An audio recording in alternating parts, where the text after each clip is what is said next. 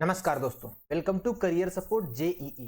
देखिए, आज हम लोग बात करेंगे एमएचटी सेट 2025 के बारे में। एमएचटी सेट है क्या? ये महाराष्ट्र सेट है। मतलब ये एक कॉमन एंट्रेंस टेस्ट है महाराष्ट्र के लिए, जिसमें कि इंजीनियरिंग के लिए भी एडमिशन मिलता है और बाकी अदर कोर्सेज के लिए भी एडमिशन मिलता है, जो महाराष्ट्र गवर्नमेंट प्रोवाइड करती है। तो ये सबसे पहला क्वेश्चन ये है कि किन किन बच्चों को अपीयर करना चाहिए। मैं एक चीज़ यहाँ पे क्लियर कर दूँ, जो बच्चे महाराष्ट्र स्टेट से बिलोंग करते हैं उनको तो ये एग्ज़ाम 101% अपीयर करना चाहिए, क्योंकि इस एग्ज़ाम से महाराष्ट्र स्टेट के बच्चों को गवर्नमेंट इंजीनियरिंग कॉलेज में भी एडमिशन मिलेगा और प्राइवेट इंजीनियरिंग कॉलेजेस में भी एडमिशन मिलेगा। अब मैं इस पूरी की पूरी वीडियो में आपको एलिजिबिलिटी, एप्लीकेशन फीस, कैसे अप्लाई करना चाहिए, टॉप कॉलेजेस कौन कौन से हैं एमएचटी सेट के अंदर जो पार्टिसिपेट करते हैं, ये सारी की सारी चीज़ें बताने वाला हूँ। तो वीडियो को लास्ट तक देखना, जिससे कि आप लोगों को एक आइडिया मिल जाएगा कि इसमें कौन कौन से कॉलेजेस पार्टिसिपेट करते हैं, कौन कौन से बेस्ट कॉलेजेस हैं जिनको कि आप चूज़ कर सकते हो, जो आपके लिए बेस्ट रहेंगे। तो सबसे पहले स्टार्ट करते हैं एलिजिबिलिटी से कि आपकी एलिजिबिलिटी क्या होनी चाहिए, आप एलिजिबल हो कि नहीं एमएचटी सेट में अप्लाई करने की। तो अगर आप हायर सेकेंडरी स्कूल या 12th पास हो या अपीयरिंग हो तो भी आप एमएचटी सेट के लिए अपीयर कर सकते हो। इस बार जो एमएचटी सेट का एग्ज़ाम अभी एप्लीकेशन स्टार्ट हो चुके हैं, उसके लिए भी आप अप्लाई कर सकते हो। इसके बाद आपके पास 45% मार्क्स होने चाहिए 12th में if you belongs to unreserved category, मतलब जनरल कैटेगरी या ईडब्ल्यूएस। इसके 40% मार्क्स होने चाहिए अगर आप रिजर्व कैटेगरी से बिलोंग करते हो। इंडियन नेशनैलिटी होनी चाहिए। नो एज लिमिट, इसमें एज लिमिट कोई नहीं रखी गई। मतलब ऐसा नहीं है कि नहीं आप 16 साल के हो, कि 17 साल के हो, कि 18 साल के हो या 20 साल के हो गए हो तो आप एमएचटी सेट नहीं दे। नहीं, आपकी जो कुछ भी एज है, अगर आप एमएचटी सेट देना चाह रहे हो तो आप एमएचटी सेट कभी भी दे सकते हो। अब बात कर लेते हैं एप्लीकेशन कब इनवाइट किए जाते हैं, इसकी फीस क्या रहती है, क्या नहीं रहती है। तो जो 1000 रुपये रहती है for open category and other state candidate. अगर आप अदर स्टेट कैंडिडेट, जैसे आप महाराष्ट्र से बिलोंग नहीं करते हो, अदर देन महाराष्ट्र हो, तो आप किसी भी कैटेगरी से हो, लेकिन आपको 1000 रुपये ही पे करने होंगे। उसका रीज़न होता है, जो अदर स्टेट कैंडिडेट होते हैं वो दूसरे स्टेट में जनरली क्या है, जनरल से ही ट्रीट किए जाते हैं, इसलिए उनको जनरल के तरीके ही चीज़ें सब देनी होती हैं। इसीलिए 1000 रुपये आपसे पड़ेगा अगर आप अदर स्टेट के हो या आप महाराष्ट्र स्टेट से ही हो बट ओपन कैटेगरी से। 800 रुपये आपको देने हैं अगर आप रिजर्व कैटेगरी कैंडिडेट हो ऑफ महाराष्ट्र के ही हो बट रिजर्व कैटेगरी से बिलोंग करते हो, तो आपको 800 रुपये देने। देखो, महाराष्ट्र में काफ़ी सारी कैटेगरीज हैं जो रिजर्वेशन की हैं, तो वो आप लोग एक बार देख लेना, ब्रोचर देख लेना जिसमें कैट ए टू कैट ई तक उस डिस्क्राइब किया है पूरा इन लोगों ने, उसको देख लेना। बट आपको 800 रुपये एप्लीकेशन फीस देनी है। इन केस ऐसा होता है कि आप टाइम से नहीं अप्लाई कर पाते हो, जो लास्ट डेट है वो लास्ट डेट निकल गई लेकिन आप उसमें अप्लाई नहीं कर पा रहे हो, तो आपको 500 रुपये लेट फीस देनी होगी। उसके बाद भी आप अप्लाई कर सकते हो। तो लेट फीस का विंडो कब तक ओपन रहेगा, सॉरी, और जो आपका नॉर्मल विंडो है वो कब तक ओपन रहेगा, वो मैं अभी आगे की स्लाइड में आपको बताऊंगा। जब आप अप्लाई कर दोगे तो आप अपनी जो महाराष्ट्र सेट का एप्लीकेशन नंबर है उसकी एक कॉपी रख लो और लॉगिन आईडी एंड पासवर्ड आपको मिल जाएगा, उसको भी संभाल के रखना, क्योंकि ये दोनों की दोनों चीज़ें आपको काउंसलिंग के टाइम बहुत ज़्यादा ज़रूरत पड़ने वाली है। एप्लीकेशंस की डेट क्या है, कब कब एप्लीकेशन इनवाइट करे जा रहे हैं, कब आप अप्लाई कर सकते हो, दोनों चीज़ें मैं आपको बता रहा हूँ। जो स्टार्ट डेट है वो 30 दिसंबर 2024, मतलब 30 दिसंबर से ये इसका महाराष्ट्र सेट का application for engineering already going on है। आप लोग जाके अप्लाई कर सकते हो। अगर आप महाराष्ट्र से हो, कुछ आपके सर्टिफिकेट कम है तो आप सर्टिफिकेट बनवा लो, उसके बाद अप्लाई कर सकते हो। जो लास्ट डेट है वो 15 फरवरी 25 है। आज हम लोग लगभग 13 जनवरी 25 पे बैठे हुए हैं जब मैं ये वीडियो रिकॉर्ड कर रहा हूँ। अभी भी आपके पास मोटा मोटा पूरा 1 महीना है, 1 मंथ अभी भी आपके पास है। तो अगर आपने अप्लाई नहीं किया है तो आप अभी भी आराम से अप्लाई कर सकते हो, अपने डॉक्यूमेंट बनवा सकते हो।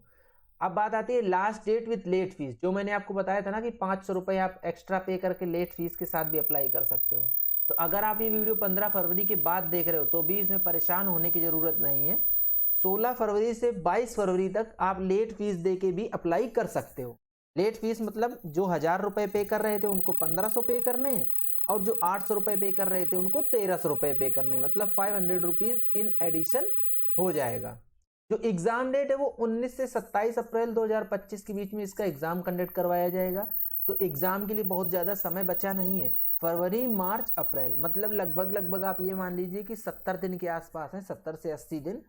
तो कुछ ज़्यादा समय नहीं है। एमएचटी सेट के लिए अच्छे से प्रिपेयर करो। बहुत अच्छे अच्छे कॉलेजेस हैं इसके अंडर, जो कि बहुत रेपुटेड भी हैं, जिनका प्लेसमेंट भी बहुत अच्छा है, आरओआई भी अच्छा है। तो वो कॉलेजेस आपको आराम से मिल जाएंगे। एडमिट कार्ड क्या है? Admit card to be notified letter.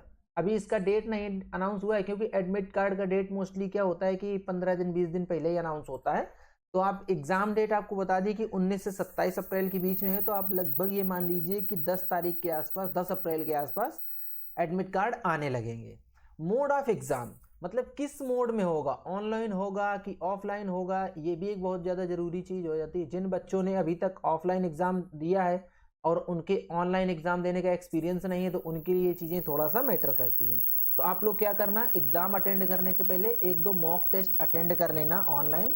तो थोड़ा सा आप उस फ्लो में आ जाओगे, रिदम में, जिससे कि आप इस एग्जाम को इजी अटेंड कर पाओगे। ये सीबीटी मोड में रहने वाला, मतलब computer based test mode, online ही होगा। सीबीटी मोड होगा तो ऑनलाइन ही समझो आप इसको। इसीलिए मैं आपको बोल रहा हूँ कि आप लोग जब एमएचटी सेट देने जा रहे हो उसके पहले मॉक टेस्ट अटेंड कर लेना ऑनलाइन, जिससे आप लोगों को एक आइडिया हो जाएगा, आप उसके लिए रेडी हो जाओगे, तो आप आराम से अटेंड कर पाओगे। आगे चलते हैं। एग्जाम का पैटर्न देखते हैं अभी कि एग्जाम का पैटर्न क्या रहने वाला है। आप ऑनलाइन एप्लीकेशन के लिए, एप्लीकेशन तो आपने डाल दिया, ऑनलाइन एग्जाम होगा, ये सारी चीजें मैंने बता दी, लेकिन इसका एग्जाम पैटर्न क्या रहने वाला है वो चीजें भी आप लोगों के सामने मैं डिस्कस कर देता हूँ। देखो, एमसीक्यू बेस्ड क्वेश्चन आते हैं, जो मतलब 4 ऑप्शनल टाइप रहेगा। जैसे एक क्वेश्चन रहेगा, उसके 4 ऑप्शन दिए होंगे, में आपको चूज करना होगा कि कौन सा सही है कौन सा नहीं सही है। एक ही ऑप्शन चूज करना होगा सही वाला। जैसे जेई वगैरह में क्या होता है कि उसमें 2 ऑप्शन या नीचे उसके दे देते हैं कि कौन सा सही है कौन सा गलत, ऐसे उसका पैटर्न थोड़ा सा चेंज रहता है। इसमें क्या है, एमसीक्यू बेस्ड रहेगा, एक ही ऑप्शन सही होता है इसका। तो इस एग्जाम टाइप के पैटर्न में इसका एग्जाम आएगा। 2 पेपर होते हैं, पेपर 1 एंड पेपर 2, दोनों 90 मिनट्स ईच, दोनों 90 मिनट के लिए होंगे, पेपर 1 और पेपर 2। देखो, एक बायो का एग्जाम होता है जो पेपर 3 होता है, तो जो इंजीनियरिंग के लिए अपीयर कर रहे हैं उनको वो एग्जाम अपीयर नहीं करना होता है। इसलिए जो बच्चे इंजीनियरिंग के लिए एग्जाम देंगे एमएचटी सेट का, उनको सिर्फ पेपर 1 और पेपर 2 देना होगा। दोनों पेपर 90 मिनट्स ईच के होंगे, मतलब दोनों के लिए आपको 90 मिनट्स। जो मैथमेटिक्स का पेपर होगा उसमें 50 क्वेश्चंस रहेंगे, 100 मार्क्स रहेंगे। ये जो मैथमेटिक्स वाला सेक्शन है, ये जब फिजिक्स और केमिस्ट्री वाला सेक्शन खत्म हो जाएगा उसके बाद मैथमेटिक्स सेक्शन शुरू होता है। तो जो स्टार्टिंग के 90 मिनट्स रहेंगे उसमें आपका फिजिक्स और केमिस्ट्री आएगा। फिजिक्स के 50 क्वेश्चन होंगे उसमें, जो कि 50 मार्क्स के होंगे, और केमिस्ट्री के भी 50 क्वेश्चन होंगे जो कि 50 मार्क्स के होंगे। तो ये फिजिक्स और केमिस्ट्री वाला जो सेक्शन है इसके लिए आपको 90 मिनट्स मिलेंगे, और मैथ वाला जो सेक्शन है इसके लिए आपको 90 मिनट्स मिलेंगे। इस तरीके से ये एग्जाम पेपर 1 एंड पेपर 2 हो जाता है। एक बहुत ही अच्छी चीज है जो इस एमएचटी सेट में, आप ये बोल सकते हो अच्छी भी कुछ बोलेंगे कुछ खराब बोलेंगे, बट एक ये मतलब मार्क करने वाली चीज है कि इसमें कोई भी निगेटिव मार्किंग नहीं होती है। ये जो एमएचटी सेट का एग्जाम है इसमें कोई निगेटिव मार्किंग नहीं है। अगर आप कुछ कितने भी क्वेश्चन अटेम्प्ट कर देते हो तो ऐसा नहीं कि स्टूडेंट का कोई लॉस होने वाला हो। जनरली क्या होता है, जैसे जेई वगैरह आप दोगे तो उसमें निगेटिव मार्किंग रहती है कि अगर आपने एक गलत क्वेश्चन किया, मतलब 4 गलत क्वेश्चन किए तो एक सही क्वेश्चन आपका कट जाएगा, अगर 1/4 की मार्किंग है। अगर 1/3 की निगेटिव मार्किंग है तो आपने 3 सही क्वेश्चन किए, 3 गलत क्वेश्चन किए, एक सही क्वेश्चन किया, तो ये 3 दोनों बराबर हो गए। तो इसमें क्या है, कभी कभी स्टूडेंट का लॉस हो जाता है।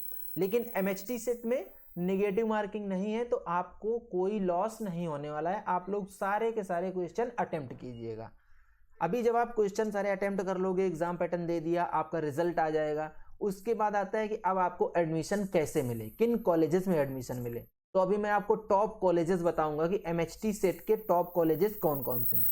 लेकिन इसकी जो काउंसलिंग वगैरह रहेगी, एडमिशन रहेगी, वो जून जुलाई 2025 में स्टार्ट हो जाती है। तो अगर आपको काउंसलिंग में पार्टिसिपेट करना है, काउंसलिंग करवानी है, टॉप कॉलेजेस कौन कौन से हैं, कहाँ पे आपको एडमिशन लेना है, आपका जो परसेंटाइल है उसके हिसाब से किस कॉलेज में एडमिशन लेना सही रहेगा, कॉलेज का रिव्यू क्या है, ये सब जानने के लिए आप मेरी टीम से रीच आउट करोगे तो मेरी टीम आपको सब चीज़ गाइड करेगी और एक आपकी परफेक्ट काउंसलिंग करवाएगी। चलो अब हम लोग ये देख लेते हैं कि इसके टॉप कॉलेजेस कौन कौन से हैं जो कि एमएचटी सेट में पार्टिसिपेट करते हैं। Top participating colleges in MHT CET हैं college of engineering Pune, COEP top college में आता है। Veer Mata Jijabai technological institute VJTI Mumbai, ये भी एक टॉप कॉलेजेस में आता है। Pune institute of computer technology Pune, ये भी अच्छा कॉलेज है। Institute of chemical technology Mumbai, देखो जो बच्चे केमिकल में इंटरेस्ट रखते हैं, कुछ कुछ बच्चे ऐसा होता है कि कुछ दूसरी ब्रांचेस में भी इंटरेस्ट रखते हैं, जैसे आजकल ट्रेंड क्या चल रहा है, CSE का ट्रेंड है, लेकिन कुछ बच्चे ऐसे होते हैं इनको CSE में इंटरेस्ट नहीं है, वो दूसरी ब्रांच से जाना चाह रहे हैं। तो अगर आपको केमिकल ब्रांच में इंटरेस्ट है तो ये इंस्टीट्यूट बेस्ट है, institute of chemical technology Mumbai. इसमें अच्छा प्लेसमेंट होता है केमिकल के लिए, तो एक बेस्ट इंस्टीट्यूट है। आप केमिकल के लिए इंटरेस्टेड हो तो आप इसके लिए जरूर प्रेफर करना। Sardar Patel college of engineering Mumbai, ये भी बेस्ट कॉलेज में से आता है। अगला है Walchand college of engineering Sangli. Top colleges में डिस्कस कर रहा हूं, एक चीज और मैं आपको बता देता हूं, ये टॉप कॉलेजेस मैं आपको बता रहा हूं, इसका मतलब ये नहीं कि बस यही टॉप है, और भी बहुत सारे कॉलेजेस ऐसे हैं जो कि अच्छे हैं, जिनका ROI भी अच्छा है, बट मैं बेसिकली एक आइडिया आपको दे रहा हूं 15-20 कॉलेजेस का, जिससे कि आप लोगों को ये आइडिया लग जाए कि हाँ ये तो मुझे टारगेट करने ही करने हैं। ठीक है, VIT Vishwakarma institute of technology Pune, MIT academy of engineering Pune, ये भी अच्छा कॉलेज है, टॉप कॉलेजेस में आता है। Pimpri Chinchwad college of engineering Pune, top colleges में आता है।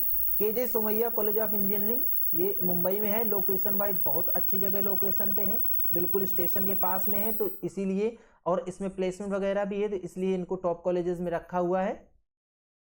KK Wagh college of engineering Nashik, Nashik की साइड जाओगे तो ये KK Wagh college top colleges में आता है।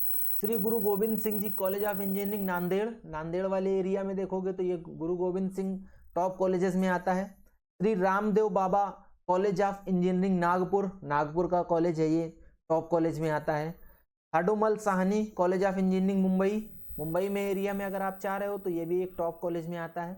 Government college of Sambhaji Nagar Aurangabad, Aurangabad का कॉलेज है, गवर्नमेंट कॉलेज है, लेकिन इसको भी आप अंडर एस्टिमेट नहीं कर सकते हो, इसको भी एक अच्छा कॉलेज ही कंसीडर करना है। गवर्नमेंट कॉलेज ऑफ कराड़, अच्छा कॉलेज है, टॉप कॉलेजेस में इसको लिए इसीलिए मैंने रखा हुआ है इसका। Yashwantrao Chavan college of engineering Nagpur, एक कॉलेज और नागपुर का मैंने डिस्कस किया अभी पहले, ये भी एक अच्छा कॉलेज है, इसको भी आप अपनी चॉइस लिस्ट में, प्रेफरेंस लिस्ट में रखो और इसको भी टारगेट करो। Government college of engineering Nagpur को भी टारगेट करो।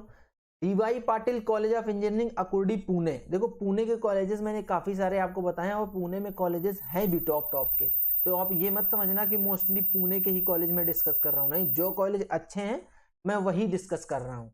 GH Raisoni college of engineering Nagpur, ये भी एक अच्छा कॉलेज है, टॉप कॉलेजेस में ही आता है।